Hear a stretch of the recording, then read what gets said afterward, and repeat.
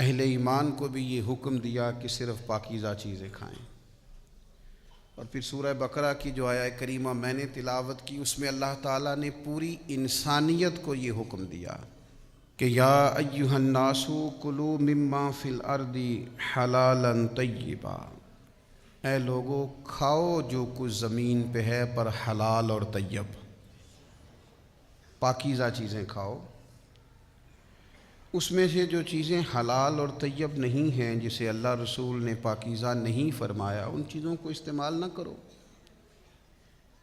یہ جو ہوتا ہے نا بغیر کسی امتیاز کے ہر چیز کو استعمال کرنا، یہ جسمانی طور پر بھی بڑا نقصان دہ ہوتا ہے اور روحانی طور پر بھی بڑا نقصان دہ ہوتا ہے۔ لوگ جب چیزوں کو بلا دریغ استعمال کرنے لگتے ہیں اور بغیر کسی روک اور ٹوک کے استعمال کرنے لگتے ہیں اور بغیر کسی شرعی اصول اور قاعدے کے استعمال کرنے لگتے ہیں، تو وہ بیمار ہو جاتے ہیں، روحانی طور پر بھی اور جسمانی طور پر بھی۔ رزق کا معاملہ بڑا ہی نازک معاملہ ہے، یہ بڑا حساس معاملہ ہے۔ رزق کا تعلق صرف پیٹ بھرنے سے نہیں ہوتا، رزق کا تعلق صرف زبان کے ذائقے سے نہیں ہوتا، بلکہ رزق کا تعلق تو انسان کی روحانیت سے ہوتا ہے۔ اگر وہ لقمہ حرام استعمال کرے گا تو مر جائے گا، روحانی طور پر ختم ہو جائے گا، اس کی موت ہے۔ لیکن اگر رزق کو پاکیزہ رکھے، شریعت کے تقاضوں کے مطابق رکھے، پہلے تو لوگ تقوی اختیار کیا کرتے تھے، پرہیزگار ہوتے تھے، تو ان پرہیزگاریوں کا اگر خیال رکھے تو یہ مت سمجھے کہ میں روٹی اور سالن کھا رہا ہوں، بلکہ روٹی اور سالن وجود میں جائے گا تو نور پیدا کرے گا، کیفیات میں مضبوطی آئے گی۔ تو رزق کے مسئلے میں نزاکت کا خیال کرنا اور احساس رکھنا کہ اس میں کسی قسم کی کوئی ناپاکی شامل نہ ہو جائے، کوئی اس میں کسی قسم کا لقمہ حرام نہ آ جائے، یہ بڑا ہی زیادہ ضروری امر ہے۔ اس میں بالکل سستی نہیں کرنی چاہیے، نہایت احتیاط کا اور نہایت حساسیت کا اس میں خیال رکھنا چاہیے۔ ہمارے ہاں کچھ لوگ وظیفے تو خوب پڑھتے ہیں، عبادات بھی خوب کرتے ہیں، مجھ سے ناراض نہ ہوئیے گا، حج اور عمرہ بھی خوب کرتے ہیں، باقی ساری چیزوں کا بھی خوب دھیان رکھتے ہیں، لیکن اپنے رزق کے معاملے میں احتیاط نہیں کرتے۔ ان کا خیال ہے کہ میں وظیفہ کر کے، چلہ کر کے، عبادت کر کے، اللہ اللہ کر کے شاید میں اللہ رسول کا قرب پالوں گا۔ تو یاد رکھیے گا، اگر آپ نے وظائف خوب پڑھے ہیں، عبادات خوب کی ہیں، لیکن رزق کا خیال ہی نہیں کیا، تو یہ تو رکاوٹ پیدا کر دے گا سارے معاملات کے اندر، آپ تو آگے بڑھ ہی نہیں سکیں گے۔ اللہ کی بارگاہ تک جانے کے لیے، قرب الہی پانے کے لیے، نبی کریم علیہ السلام کے مقدس قدموں تک رسائی حاصل کرنے کے لیے، اپنے رب کو منانے کے لیے، جہاں اور بہت ساری چیزوں کی ضرورت ہے، وہاں رزق حلال کی بھی بڑی ضرورت ہے۔ اگر آپ کا رزق پاک نہیں ہے، آپ کا لقمہ حلال نہیں ہے، آپ کا کھانا صاف ستھرا نہیں ہے، تو آپ یہ کیسے توقع کر سکتے ہیں کہ آپ اللہ کی بارگاہ کے قریب ہو جائیں گے، نبی پاک علیہ السلام کے حضور منظور نظر ہو جائیں گے؟ یہ ممکن نہیں ہے، یہ تو بہت بڑی رکاوٹ ہے، بہت بڑی میل کچیل ہے، یہ تو رستے کا بہت بڑا ایک ایسا بڑا رکاوٹ والا مسئلہ ہے کہ آپ چند قدم نہیں چل سکتے۔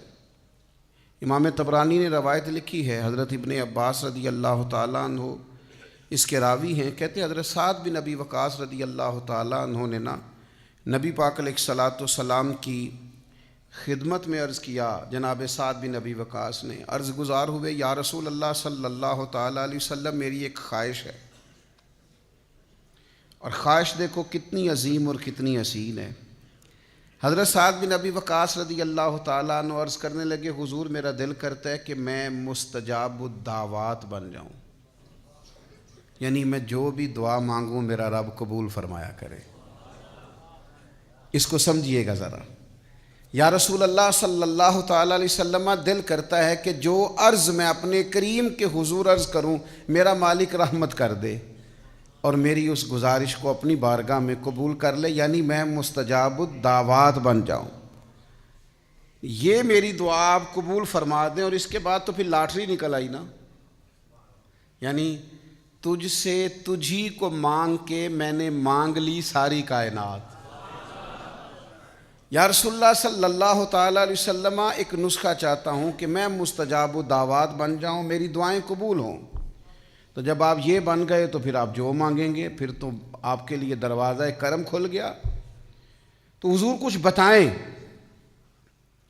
کہ میں ایسا کیا کروں کہ مستجاب الدعوات بنوں۔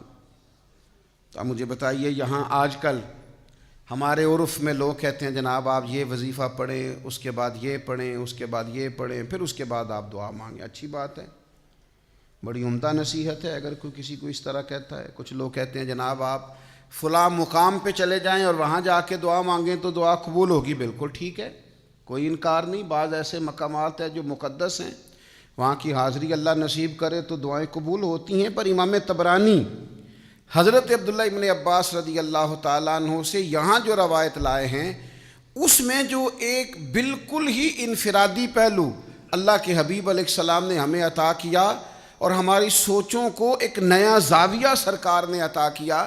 جناب سعد عرض گزار ہیں، حضور میں چاہتا ہوں میری جھولی اپنے رب کریم کے حضور جب بھی پھیلے مجھے گویا بھری ہوئی ملے، رحمت عطا ہو، کرم نصیب ہو۔ تو حضور نے وظیفہ بھی کوئی نہیں بتایا، چلہ بھی کوئی نہیں بتایا۔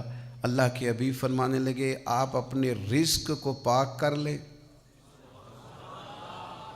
جو دعا مانگیں گے رب قبول فرمائے گا۔ بس آپ کھانے میں پاکیزگی کا خیال کریں، رزق میں آپ طہارت کے قائل ہو جائیں۔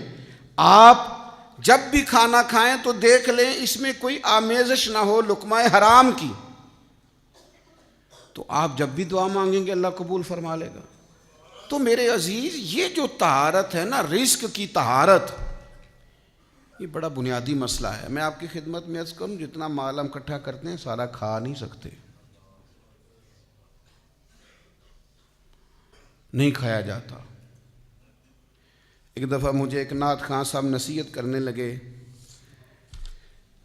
کہ جناب وہ کئی دفعہ یوں بھی ہوتا ہے نا کہ سورج کو لگے دھبا قدرت کے کرشمے ہیں، اور بت ہم کو کہیں کافر، چلو اللہ کی مرضی ہے۔ وہ مجھے ایک دفعہ کہنے لگے آپ نے ہر شے بڑی سستی کر دی ہے، بغیر کسی مطالبے کے چلے جاتے ہیں آپ، تو اس سے وقار نہیں رہتا۔ اور مجھے سمجھایا، ایک بڑے اچھے خطیب صاحب تھے اور ایک نعت مجھے انہوں نے سمجھایا۔ ظاہر ہے ہم چھوٹے بندے ہیں، کوشش بھی کرتے ہیں کوئی سمجھائے، تو کافی لوگ ہمیں سمجھاتے ہیں، ویسے صحیح بتا رہا ہوں، آپ کافی بندے سمجھاتے ہیں، اور ہم بھی چلو سمجھنے کو تیار بیٹھے ہیں ہر وقت۔ تو وہ کہنے لگے کہ وقار نہیں، اور مجھے مثال دی، کہنے لگے بتائیں ایک ڈاکٹر کی فیس کچھ بھی نہیں، یا ایک کی فیس 1000 روپے اور ایک کی 10,000 ہے، تو لوگوں کی نظر میں قیمتی کون ہوگا؟ کہنے لگے ویکھو نا میں لینا 80 تو تسی کچھ بھی نہیں مانگ دے، تو پھر بندیاں کنوں قیمتی سمجھنے؟ میں کہ گل تیری ٹھیک ہے، لیکن تینوں کس آکھیا اسی کچھ نہیں لیندے، اسی تے دل لینے ہاں۔ کس بندے نے تجھے کہا؟ تیری غلط فہمی ہے، تیری غلط فہمی ہے، تجھے کس نے کہا ہے؟ وہ ایک بزرگ تھے نا، تو مرید ہونے کے لیے ان کے پاس ایک شخص آیا، تو انہوں نے کلمات پڑھا دیے، تو ہاتھ میں ہاتھ نہیں لیا، تو وہ اپنے شیخ سے کہنے لگے حضور تسی بیعت کیتا ہے ہتھاں چ ہتھ تے لیا نہیں، فرمان لگے سجنا دلاں چ دل جو لے لیا ہے، تو سودا تو دل کا ہے۔ تو لوگ سبق دیتے ہیں نا جی، سبق پڑھاتے ہیں، کہتے ہیں جناب کمال ہو گئی، تو میں نے ان کی ساری بات سمجھ لی۔ میں نے کہا جی آپ نے مجھے بڑا سمجھایا ہے، آپ کی 80,000 فیس ہے، اور بقول آپ کی آپ 2 محفلیں کرتے ہیں ایک دن میں، تے روٹیاں کنیاں کھاندے ہو؟ کہنے لگا جی وہ 2-3 ہی، تے میں کیسی تے تسی انج منگدے ہو جی میں 100 کھاندے ہو روز دی۔ بھئی کتنی روٹیاں کھا سکتے ہیں بتائیں؟ اللہ نے بندے کا پیٹ اتنا بڑا نہیں بنایا، 2-3 کھا لے گا کیا کرے گا؟ تو میں کہ 80 ایک تے 80 2 160 آپ روز لیتے، کھاتے کتنا کو؟ چپ کر گیا۔ تو میں نے کہا جب اللہ نے آپ کو لمیٹڈ بنایا ہے تو ان لمیٹڈ کیوں ہوتے ہو؟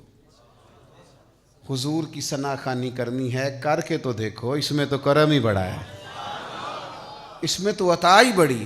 تو میرے عزیز یاد رکھیے گا، یہ مت سمجھیں کہ رزق اگر آپ کا پاک ہے تو یہ کوئی معمولی بات ہے، یہ تو آپ کی دعاؤں کی قبولیت کا سبب۔ اور دوسری حدیث تو ترمذی میں، حضور علیہ السلام فرماتے ہیں ایک شخص لمبا سفر کر کے آتا ہے، اس کے کپڑے گردآلود ہیں، اور آتا ہے سے کیا مراد ہے؟ تو شارحین حدیث فرماتے ہیں لمبا سفر کر کے آتا سے مراد یہ کہ مکے آتا ہے، مدینے آتا ہے، حرمین آتا ہے، اور پھر دعا مانگتا ہے یا رب یا رب یا رب، لیکن حضور فرماتے ہیں اس کی دعا قبول نہیں ہوگی۔ اتنا لمبا سفر کیا ہے، کپڑوں پہ گرد پڑی ہے، بڑی تکلیف برداشت کی ہے، حضور کیوں قبول نہیں ہوگی؟ تو حضور فرماتے ہیں اس لیے کہ اس نے جو کھایا ہے وہ بھی حرام پیسوں کا ہے، جو پیا ہے وہ بھی ناجائز پیسوں کا ہے، اور جو کپڑے پہنے ہیں وہ بھی اس کے لیے جائز نہیں تھے۔ تو یہ جو اس کے رزق کی ناپاکی ہے، اس نے اس سے اس کے رب کا رشتہ کمزور کر دیا۔ وہ کریم رب جو گناہگار سے گناہگار کی دعا بھی قبول کرتا ہے، اس کی قبول نہیں کرتا جس کا رزق پاک نہ ہو، جس کے رزق میں طہارت نہ ہو، جس کی روزی روٹی ناپاک ہو، اس کی دعائیں اللہ کے حضور قبول نہیں ہوتی۔ میرے عزیز یاد رکھیں، اس میں تھوڑی احتیاط کریں۔ آج کل نا بڑی بے احتیاطی ہے۔ مجھے ایک بات کہہ لینے دیں، ہم کسی چیز سے کسی کو منع کرتے ہیں، وہ ساتھ ہی 2 فتوے اور لے آتا ہے۔ وہ کہتا ہے جی میں نے فلانے سے پوچھا ہے، آپ تو کہہ رہے تھے۔ ایک دوست مجھ سے پوچھ کے گئے کہ انشورنس کرانی چاہیے، میں نے کہا یار بچنا ہی بہتر ہے۔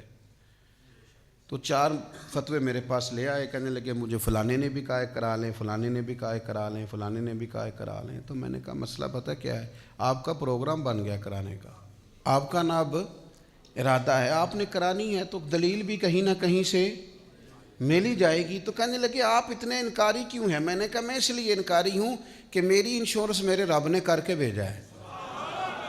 کتنی عمر جیے گا، کتنا رزق کھائے گا، کتنے بچے ہوں گے، کتنی سانسیں ہوں گی، یہ تو لکھی ہوئی ہے، تو نہیں کرانے کی کیا ضرورت ہے؟ جب ہر چیز طے ہے تو آپ نے نہیں کیوں کرانی ہے؟ وجہ۔ اور پھر بڑے سیانے ہیں، بڑے بڑے عجیب و غریب قسم کے فتوے، فلانی چیز بھی تھوڑی سی گول کر لو، فلانی بھی۔ تو مجھے کہنے لگے کہ چلیں اختلاف تو آ گیا نا، پھر بھی گنجائش تو بن گئی۔ تو میں نے کہا پھر بھی میرے پاس بخاری کی حدیث ہے، نبی پاک علیہ السلام نے فرمایا ایک حلال ہے وہ بھی واضح ہے، ایک حرام ہے وہ بھی واضح ہے، ایک میں شک ہے۔ میرے کریم رسول فرماتے ہیں شک والی چیز سے بھی بچنا، تم نے شک والی چیز سے بھی بچنا ہے۔ اپنے رزق کو آلودہ نہ ہونے دینا، اپنے معاملات زندگی کے اندر طہارت رکھنا۔ کیا کریں، کس طرح آپ کی خدمت میں عرض کریں کہ یہاں صرف کھربوں روپے والا ہی بددیانتی نہیں کرتا، ریڑھی والا بھی دکھانے کو پھل اور لگاتا ہے، اور جب آپ لینے جاتے ہیں تو کہتا ہے نہیں میں نے سارے ملا کے بیچنے ہیں۔ بھئی آپ نے آگے آگے بڑے بڑے کیوں لگائے تھے؟ ہاتھی کے دانت دکھانے کے اور کھانے کے اور۔ عزیز بھائیوں، چھوٹی چھوٹی ذرا سی جگہ پر بددیانتی، حضرت محدث اعظم پاکستان مولانا سردار احمد صاحب رحمۃ اللہ علیہ ایک ٹیچر رکھنے لگے ادارے میں، تو کہا یہ ہم آپ کو وظیفہ دیں گے، آپ بتائیے۔ تو انہوں نے کہا جی میں 6 گھنٹے مسلسل پڑھاؤں گا۔ تو کہا شیخ یہ آپ ایسا نہ کریں، آپ اپنے تنخواہ کے معاملے کو بہتر کریں، 6 گھنٹے مسلسل آپ پڑھا ہی نہیں سکتے، واش روم نہیں جانا آپ کو، چائے نہیں پینی آپ کو، آپ یہاں لکھیں کہ میں طبی حاجات کے لیے کلاس چھوڑا کروں گا۔ آپ چیزوں کو سمجھیں، میں ایسے اساتذہ کو جانتا ہوں چھٹی کرتے تھے تنخواہ نہیں لیتے تھے، کہتے تھے کام نہیں کیا، تنخواہ کس بات کی؟ حلال اور طیب رزق پاکیزہ، اس کی احتیاط کرنا، اس کے پس منظر کو سمجھنا، اپنی روحانیت پر کبھی بھی کسی قسم کا بھی کوئی داغ نہ آنے دینا، اور ذرہ برابر بھی اس میں کوئی کوتاہی نہ آنے دینا، یہ بندے کی چیز روحانیت کو مضبوط کرتی ہے۔ امام اعظم ابو حنیفہ رحمۃ اللہ علیہ کپڑے کا کاروبار کرتے تھے، تو جب اس طرح کا موسم ہوتا تھا نا، بادل بن جاتے تھے اور دھوپ نہیں ہوتی تھی، تو امام صاحب کیا کرتے، اپنے سیلز مین سے کہتے کہ یہ نا دکان بند کر دو، آج ہمیں سودا نہیں بیچنا۔ کیوں؟ فرماتے اس لیے کہ گاہکوں کو کپڑا صحیح نظر نہیں آئے گا، چونکہ موسم بادل کا ہے، دھند کا ہے، انہیں صحیح دکھائی نہیں دے گا. ایسا نہ ہو کہ سمجھیں کچھ اور قیمت کسی اور کپڑے کی دے جائیں. ہمیں بالکل حلال اور طیب رزق کھانا ہے. ہمیں اس میں کسی قسم کی کوئی یعنی اب تو بڑی بڑی لائٹیں لوگوں نے لگائی ہوتی ہیں کہ نظر ہی کوئی کیا بات ہے, کیا کچھ آئے, اور کیا اس میں لوگ رنگ بھرتے ہیں اور کیا تعریفیں کرتے ہیں اور کیا ان کا انداز ہوتا ہے. اپنے رزق میں محتاط ہوں. ایک دوست ایک دن کہنے لگے, حضرت یہ جو لوگ بڑا ہی ڈراتے ہیں نا دوزخ سے, بڑا ہی پریشان کرتے ہیں, بڑا ہی آخرت کے بارے میں سخت جملے بولتے ہیں اور بڑی بعض روایات سنا کے ہمیں بڑے خوف زدہ کرتے ہیں, قیامت بڑی سخت ہوگی. ان کو بتایا کریں کہ اللہ بڑا کریم ہے, قیامت میں اس نے معاف کر دینا ہے. اس نے وعدہ کیا ہے کہ میرا غضب زیادہ نہیں, میری رحمت زیادہ ہے. اتنا ڈراتے ہیں. تو میں نے کہا وہ تو اس لیے ڈراتے ہیں کہ آپ عمل کریں. کہنے لگے ٹھیک ہے عمل کریں گے, پر اتنا خوف زدہ انہیں سمجھایا کریں اللہ کی رحمت زیادہ ہے, اللہ کا وعدہ ہے قیامت میں کرم فرمائے گا. تو میں نے کہا اللہ کا تو یہ بھی وعدہ ہے کہ رزق میرے ذمہ ہے, اس کے لیے آپ صبح شام ڈیوٹی کرتے رہتے ہیں. اللہ کا وعدہ نہیں, جو زمین پہ چلنے والا ہے اس کا رزق میرے ذمہ ہے. تو آپ مہربانی کریں نا, آپ اللہ کا وعدہ ہے, آپ بیٹھ جائیں گھر میں آرام سے. اللہ کا وعدہ ہے نا. اللہ فرماتے ہیں جو زمین پہ چلنے والا ہے اس کا رزق میرے ذمہ. تو جب اللہ کے ذمہ رزق ہے تو سویرے اتنی جلدی کیوں اٹھتا ہے؟ اللہ کا وعدہ نہیں؟ عجیب بات ہے نا کہ یہ بھی اللہ کا وعدہ ہے کہ رزق میرے ذمہ ہے, پر تو تھک گیا ہے, تو بیمار ہے, پھر بھی جا رہا ہے. لیکن آخرت کے بارے میں تو کہتا ہے بڑا کریم ہے, معاف کر دے گا. تو یہ بیٹھنا گھر میں, تو کہ بڑا مہربان ہے, اس کے ذمہ ہے تو آ جائے گا, میں نہیں جاتا دکان. اس کے لیے بڑی کوشش ہے, ہمت ہے, جد و جہد ہے, سویرے ٹائم پہ اٹھنا ہے, 1 گھنٹہ لیٹ نہیں ہونی چاہیے دکان, اور اس کے لیے تیرا خیال ہے معاف کر دے گا. تو عجیب منشا ہے نا, فلسفہ عجیب. تو رزق کے مسئلے میں یہ کہنا کہ نہیں کوئی مسئلہ ہی نہیں, تو یہ بڑی خوفناک بات ہے. اس کو سمجھیں. یہ قیامت کی نشانیوں میں سے نشانی نبی پاک نے بیان کی. حضور فرماتے ہیں قرب قیامت میں ایک وقت آئے گا لوگ پرواہ ہی نہیں کریں گے کہ میرا رزق حلال ہے کہ حرام ہے, پر جہاں سے آ رہا ہے, جس طرح کا آ رہا ہے آنے دو, جس سمت سے آ رہا ہے برانے دو. نہ ماں باپ پوچھیں گے, نہ بیوی بچے پوچھتے ہیں, نہ کوئی اور سوال کرتا, آنے دو, کوئی گنجائش ہی نہیں. یہ قرب قیامت کی علامتوں میں سے علامت. اور شارحین حدیث فرماتے ہیں, بزرگ فرماتے ہیں, جو رزق کی پرواہ نہیں نہ کرتا کہاں سے آ رہا ہے, اس کا پیٹ بھی کبھی نہیں بھرتا. پیاس بڑھتی ہے, بھوک بڑھتی ہے, اللہ اس کا فقر اور بڑھا دیتا ہے, اس کی غربت اور بڑھ جاتی ہے, اس کے مسائل اور بڑھ جاتے. کیوں؟ پرواہ نہیں کر رہا کہاں سے آ رہا ہے, آتا جا رہا ہے, آئے جو آئے قابو کرو, جیسے آئے قابو کرو. اور حرام کی صرف یہی صورت نہیں کہ جو پیسے آپ کے نہیں تھے وہ آپ نے لے لیے, حرام کی بہت ساری صورتیں. جس آدمی نے جس چیز کے پیسے لیے اس کوالٹی کی چیز نہیں دی, اس کا رزق بھی پاک نہیں ہے. مجھے بتائیے, آپ جس ڈاکٹر کے پاس بھی جاتے ہیں کوئی بھی دوائی لینے کے لیے, وہ سب سے پہلی چیز یہ کہتا ہے باہر کی چیزیں نہیں کھانی. کیوں؟ جو باہر کی چیزیں بیچتے ہیں انہیں اس بات کا احساس نہیں ہوتا کہ ہم جو بیچ رہے ہیں وہ بیماری ہے. یہ کیسے ہو سکتا ہے آپ بیماری بانٹیں اور آپ کے گھر شفا ہے, آپ تکلیف بانٹیں اور آپ کے گھر راحت آئے, آپ مرض بیچیں اپنی دکان پہ اور آپ کے گھر شفا آئے. اور میں تو اس ملک میں رہتا ہوں جہاں دوائیاں اصلی نہیں ملتی, دوائیاں اصلی نہیں ملتی, باقی چیز تو اور ایک طرف رہ گئی. کچھ لوگوں کا خیال ہوتا ہے ڈاکٹر سیاںا نہیں, آپ جا کے دوائی مانگے, کہتے ہیں نسخہ وہی ہے, فارمولا تو لے جا. بھئی وہ جس نے لکھی ہے وہ بھی کہہ رہا تھا کہ یہی لے کے آنا جو میں نے لکھی ہے. تو رزق ہمیشہ پاکیزہ, طیب, حلال. اسی طرح میں ایک دفعہ, ایک ہمارے دوست ہیں پیر صاحب ہیں, ہم ملاقات کے لیے برسرے رستہ ہی کہیں ملاقات ہو گئی, تو بیٹی انہوں نے اٹھائی ہوئی ڈاکٹر کے پاس لے کے جا رہے ہیں. تو کسی مرید کا فون آ گیا عقیدت مند کا, تو وہ کہہ رہا ہے کہ وہ بچہ ٹھیک نہیں ہوا. تو کہنے تینوں مرچاں دیتیاں نہیں سن, انہوں نے تخا تینوں بتیاں بھی دیتیاں سن, کیوں نہیں ساڑیاں تو. میرا چونکہ دوست تھا تو میں کیا اپنی بچی ڈاکٹر کو لے چلنا ہے، انہوں مرچاں دئی جانے، انہوں میں آ کے کسی چنگے ڈاکٹر کو بخائے۔ خدا کے بندے کیا فلسفہ ہے تمہارا؟ اپنی بچی کہتا میں ڈاکٹر کے پاس جا رہا ہوں لے کے، اس کو کہہ رہے تھے انہوں مرچاں، اور میں کیا انہوں کہہ چل مرچاں بھی تو ہا پر کسی ڈاکٹر نے بھی بخا۔ یہ کچھ کام ایسے ہوتے ہیں جن کا دیکھیں نا، دوائی کھانا کیا غلط ہے؟ یہ جو ادویات ہے اس میں شفا کون پیدا کرتا ہے؟